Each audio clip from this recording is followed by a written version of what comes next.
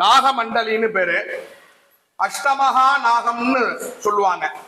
அனந்தன், வாசுகி, தக்ஷன், கார்கோடகன், புலிகன், சங்கபாலன், பத்மன், மகாபத்மன், அஷ்டமகா நாகம். சித்தர்கள் இந்த ஸ்தலத்துல இந்த ராகு கேது தோஷ நிவர்த்தி, சாப பாப பிரதிபந்த நிவர்த்திக்காக எந்திர ஸ்தாபனம் இந்த இடத்துலதான் பண்ணிருக்காங்க. எந்திர ஸ்தாபனம் பண்ணி அது மேல நாகர் கட்டு போட்டிருக்காங்க. அந்த சக்தி, அந்த தோஷத்தெல்லாம் நிவர்த்தி பண்ணதுக்கு உண்டான அந்த சக்தி இந்த இடத்துலதான், அந்த கேலக்சி பவர்னு சொல்லுவோமோன்னு அந்த சக்தி இந்த இடத்துலதான் இருக்கு. இதுக்குள்ள அந்த எந்திரம் இருக்கு. அந்த எந்திரத்தை வச்சு மேல நாகமண்டலி அந்த கட்டு போட்டிருக்காங்க.